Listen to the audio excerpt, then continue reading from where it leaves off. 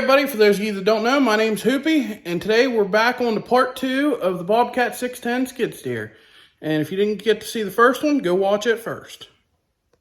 So to continue where we left off, I've got a stuck exhaust valve on this cylinder right here. I forget, I think it's number 3.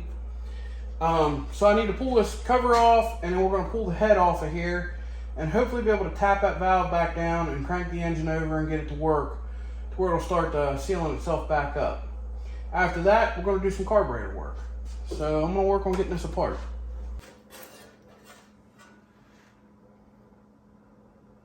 I'm pretty sure that's a dead mouse.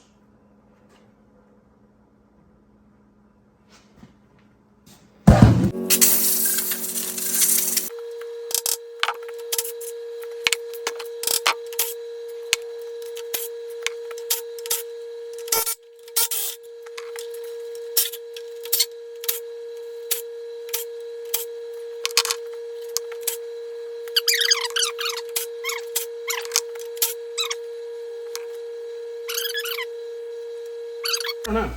I got one that won't come loose yet, though.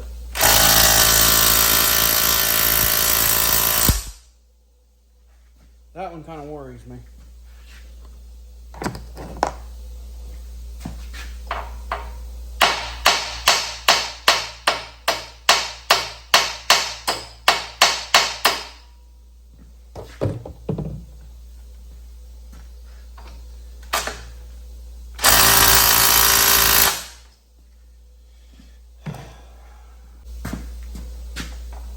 More than likely, this one's probably going to break off, but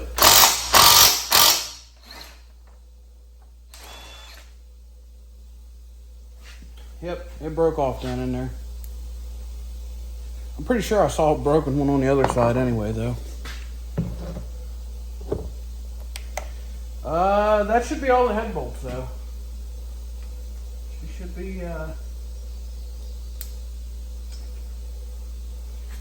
free to come off there. Again, I don't know nothing about these old Wisconsin engines, so you're learning with me here.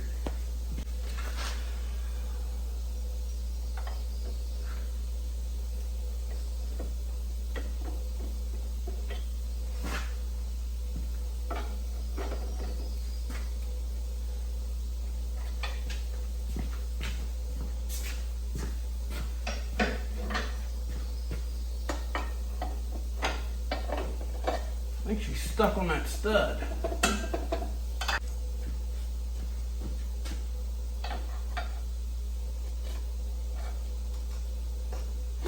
There it went.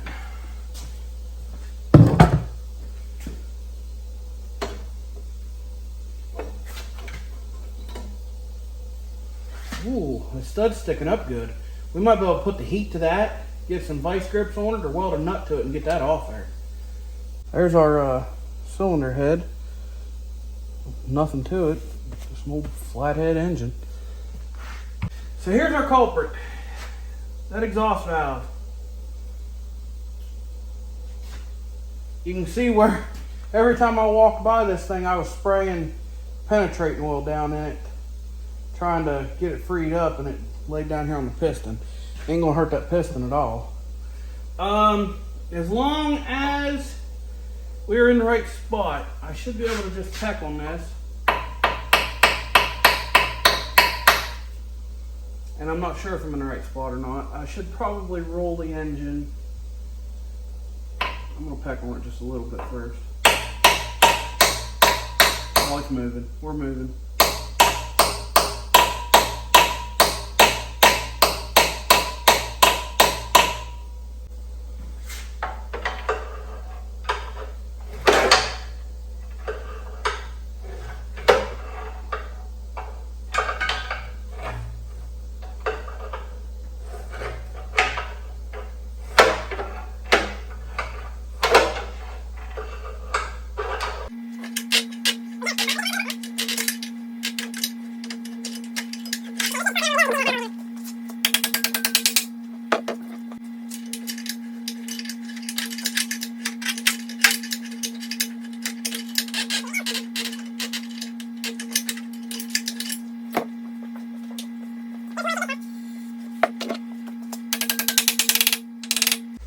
We had to do this old Model A we got sitting out back there. It's just an old piece of junk. But we got them valves freed up, and then after my father-in-law passed away, I left it sit out there, and the tarp got a hole in it. We had to head off the motor, and it filled full of water. It's probably trash now, but it's still sitting out there.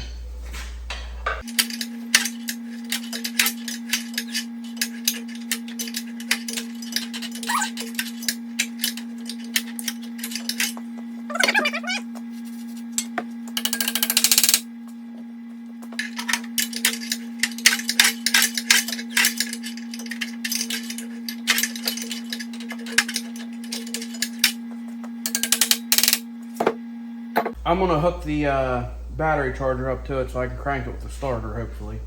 Make this a little quicker and easier now.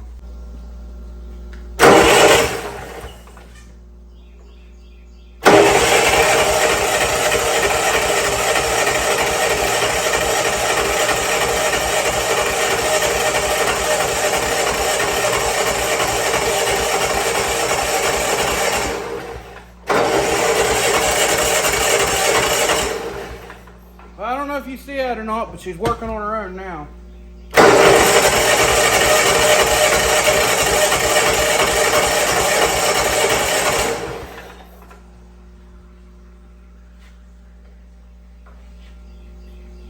Well, there's that part of our problem.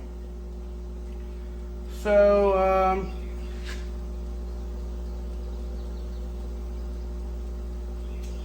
I'm real sure what to do about this head gasket. I mean, this is just an old engine anyhow. I'm not real concerned with it.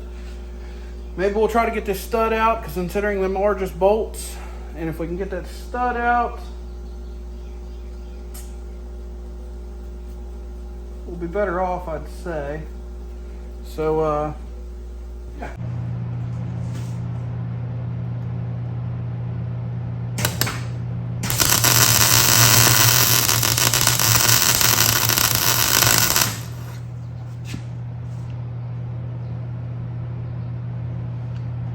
Hopefully I can get the socket on it.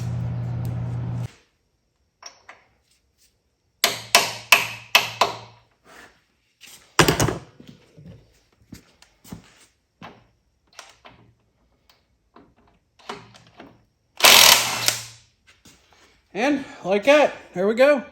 That stud came out of there that time. Probably gonna take the blow nozzle and blow all the crap that I put in here out. I mean, there's a bunch of dirt down in there anyway, because I never got this thing to actually completely fire up, so. But now we'll be able to put a new bolt down in there. That thing's a little hot. Alrighty, she ain't perfect, but she's better than what she was.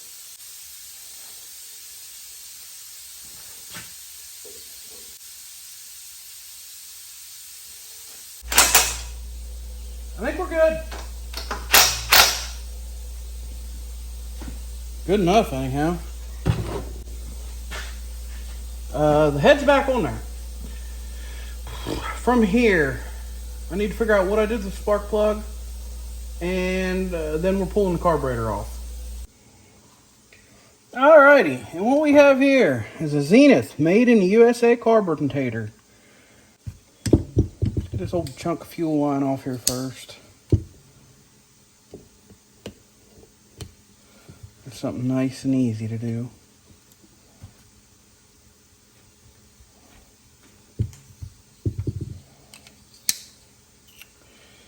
And give us a flathead screwdriver.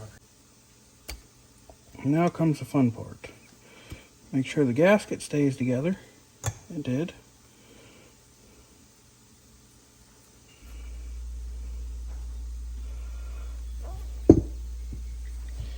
Alright, all in all, I'm going to be honest with you, I have seen way newer carburetors look way worse.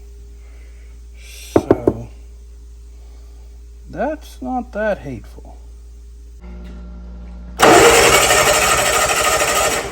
Oh yeah.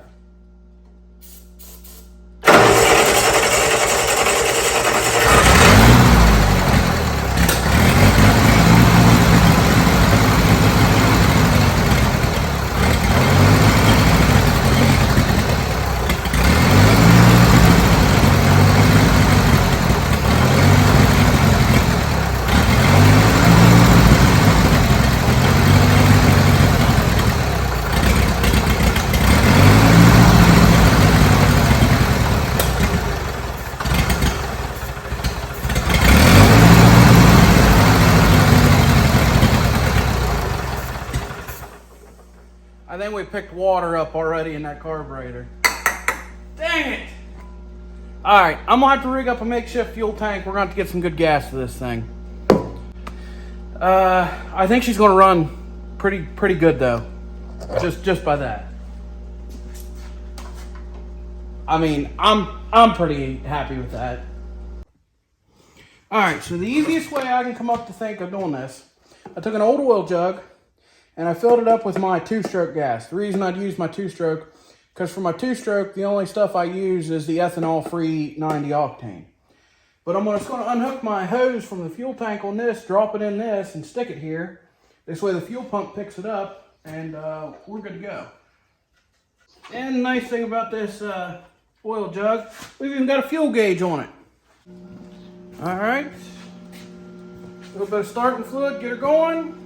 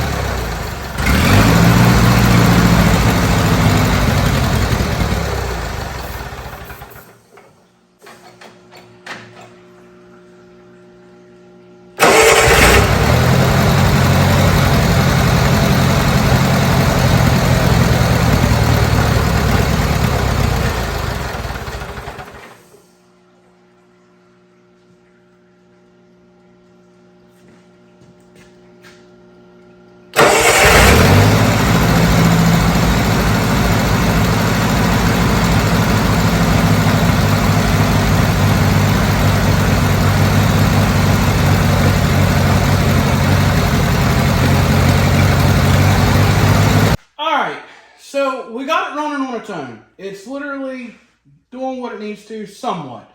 It's almost all the way choked to run, and it has no, you give it throttle and it just dies. I'm not 100% sure about these old updraft carburetors. I'm not real big on carburetors, period. On this kind anyhow. I'm going to have to do some research, do some digging, and try to figure that out. Also, I don't know if I forget what it's called, but anyhow, what advances the timing. So whenever you do put the fuel to it, it catches up and actually runs. That could be hurting us too. But I'm going to do some digging around, and we'll get back on this again soon. Hey everybody, it's a new day in the shop. And so last night, I went home after messing with this and decided I'd go ahead and order a carburetor kit because it was like 12 bucks. So we can see if we can get this thing to run better. While we're waiting on that carburetor kit, if I can get this thing to fire up and run as good as I did yesterday, I'm going to try to climb up in here. We're going to see if we can get the hydraulics to work. And we'll at least know if they're still working. I know it's got fluid. It doesn't look the greatest, but there is fluid in there. So let's give it a shot.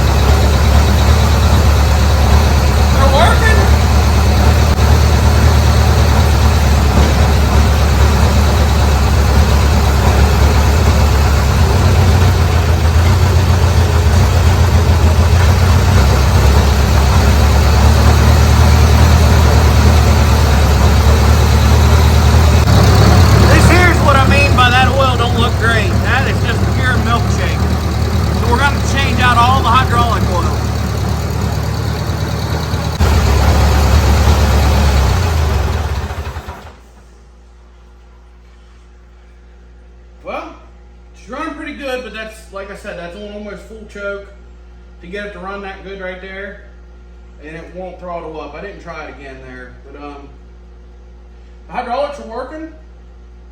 They I don't know, they bleed off a little bit, but as to be expected with this old thing, and plus the shape of the oil that's in it. But all in all, I think it's going to work. So we're going to have to make a list of stuff to get and get to getting it. So after doing a little research online, I figured out that this thing's gas tank is split. It runs side to side. Same thing with the hydraulic tanks. The hydraulic tanks keep the oil in here with the clutches on each side, and it's supposed to hold like 18 to 20 gallons. And if you see this little seam right there, that weld seam, and see those two plugs, that one drains hydraulics, that one drains gas. And there's one of these on each side. Those ones are right down in there. So we're going to go ahead and drain the gas out of this so we can get this all cleaned out, so when we put fresh gas in it for whenever we rebuild that carburetor, she'll run on our own fuel system. We're just going to let that drain like that. Otherwise, it's just going to gush out there and hit the tire. Well, I was trying to be all nice and clean about this, and this happened. That's all gas. It stinks in here. That's dead gas, but yeah, it still stinks. So I'm going to try to finish draining this.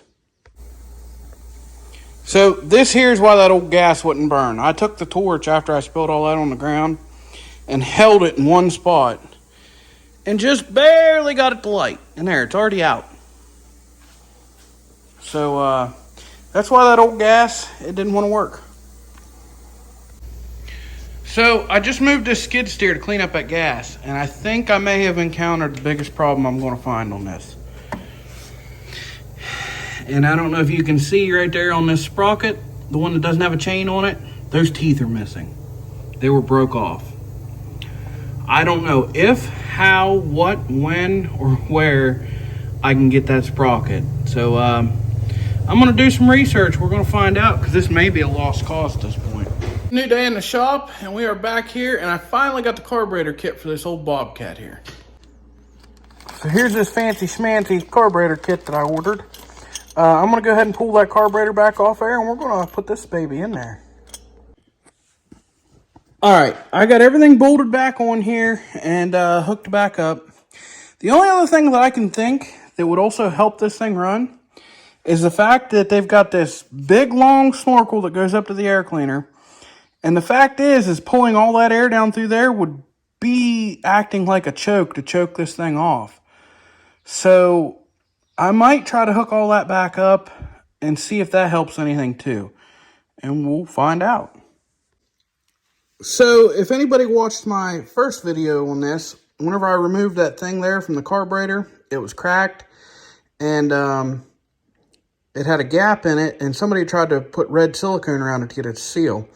So off camera, I didn't get this, but I ran a tap down through it and put a longer bolt, and it actually caught the thread so it would tighten up. And what I did was I cut me out a piece of rubber. This here's what's left of it. But I cut me out a piece of rubber down in there to make me like an O-ring to fit up against the carburetor. And then I sealed it up with this fuel-resistant gasket maker. This is what I used to do the sending unit on the Ford Ranger whenever I had to cut out the new ring for it.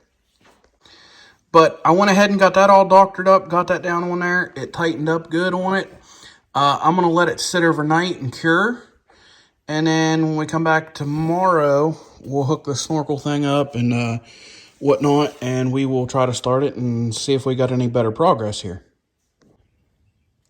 All right, it's next day. We're back up here, and all this stuff seems to be sat up.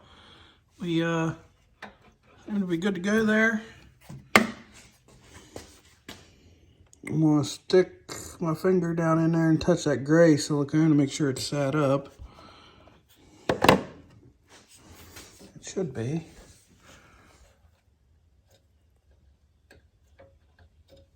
Yep. Good to go. All right. Well, let's hook this hose up and fire this thing up.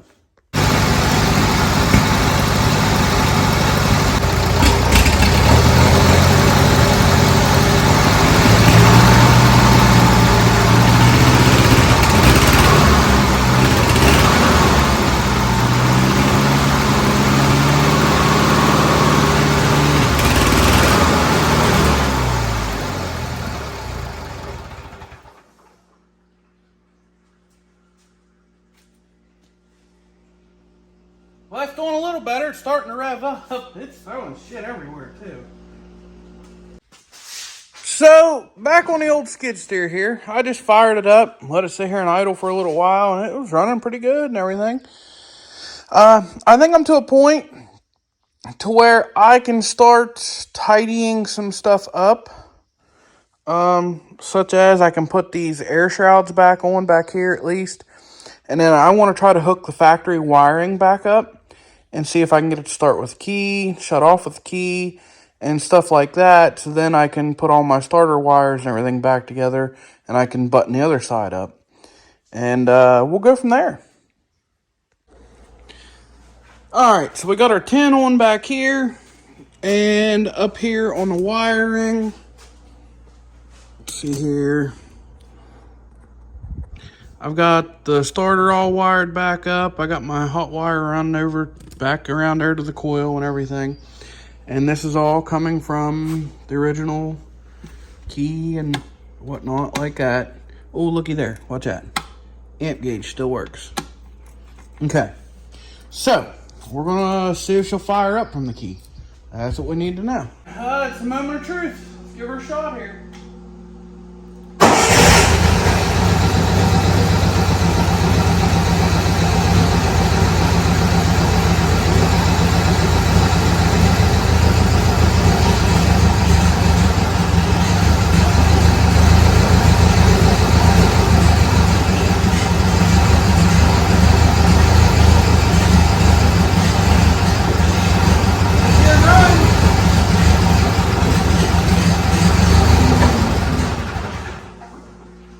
I ain't got the idle turned up, but I can make the hydraulic go up and down.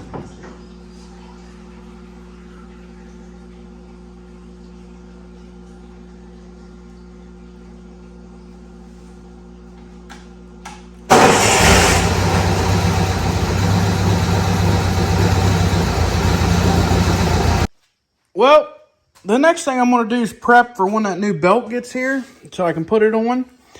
And I'll show you how I'm going to do that. I already took this line off, and it took me a minute to figure this out. But basically, if you spin this fitting as you're unscrewing this line and go in a... You got to play with it to figure out which direction it's got to go. But it will unloop itself and screw in there. So, you got to take that off. And then, for me, to make it a little bit easier, I went ahead and yanked the battery out of here. I'm going to go ahead and pull this alternator. Because 2 bolts and the whole alternator will come out. And that'll let us get down to those... That'll let us get down in there to that block that you can see down there. And we've got to take those bolts out to slide that over to get the belt past that shaft so that we can get it back up onto this pulley. So that's what I'm going to work on. Alright, we went ahead and got that piece off there. You can see it's got cotter keys in it that hold it there onto those 2 shafts down in there. That wire's in the way, sorry. But yeah, that shaft connects to that with that, and there's a gap between them so that you can slide that belt in there now. So now that we got that out of the way, when the belt comes, we'll be able to put it right up on here. Alright, we're back on the old skid steer here, and we got our new belts. We got our new drive belt and our new alternator belt. And I'm going to try to fish these down in there without a whole lot of cussing anyhow. I'm going to try like crazy. So, yeah. We got to make these fit. I'm assuming I'm going to have to go over the big pulley first. Or, I guess that one's bigger than that one. This one's wider. I don't know. However you want to say this, call it. But I'm going to say you have to put it on the engine pulley first and then work it up onto the other one. So I think I figured out a hack to doing this, or at least my trick I'm going to do. I'm going to shove this tire bar down in here and spread this pulley apart. I did get it sliding on that shaft. I'm going to spread it apart as far as I can, and I'm going to drop something down in it and let this come against it to hold it wider. And what that's going to allow that belt to do is drop farther into that pulley, so I should be able to spin it around there. I'm not going to be able to record it because I swear this thing was built for about 6-year-old kids. It's so small. And yeah, so I'll show you what I got when I'm done. I'm not going to lie. I am wore out from that.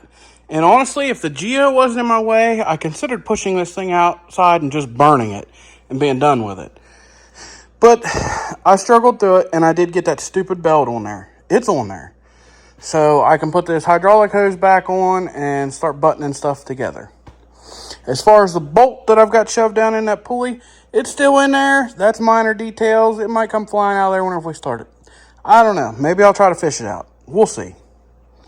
After a very long and exhausting process, I am to the point to where I'm going to try not to tear down the garage whenever I start this. So I'm going to fire it up. I'm going to hop up in here so I don't run myself over either. And we're going to make sure this thing's staying in neutral. We're going to start it and see what happens.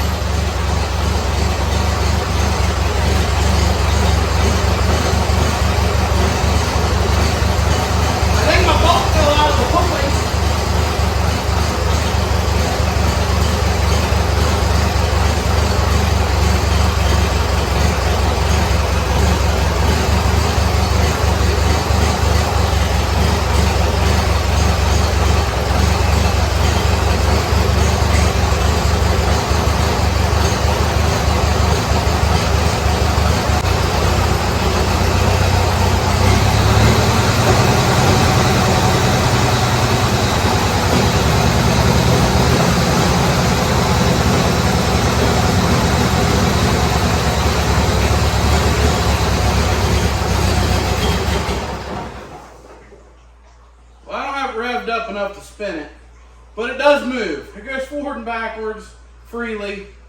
Once I get the Geo out of the garage and we can get a little more room, and I'm going to try to put the seat in here so I'm not going to fall out. Hopefully, we'll find out if this thing will actually work or not.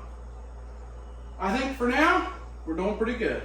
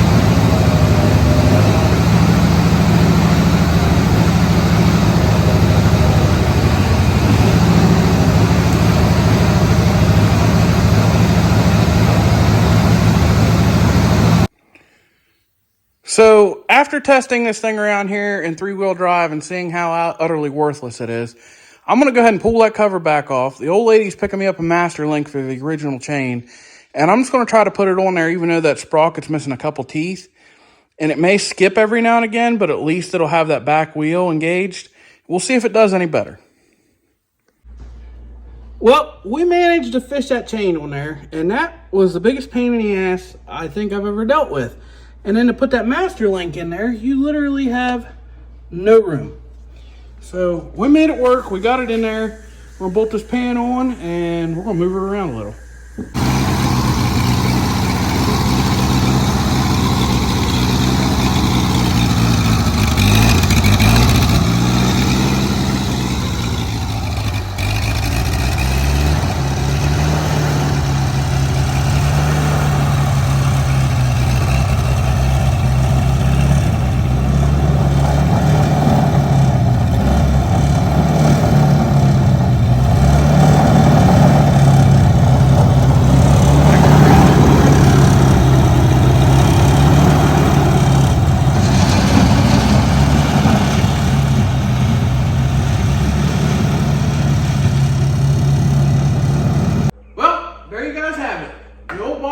skid steer is back in service, ready to go. It ought to work good to clean out the barn a couple times. I think the ultimate plan is they're probably going to end up selling it, but well, it'll make a great project for somebody that wants to maybe restore it or something, but as far as that goes, she's good to go down the road now. You guys like videos like this? Go check out the rest of my channel. Thanks for watching.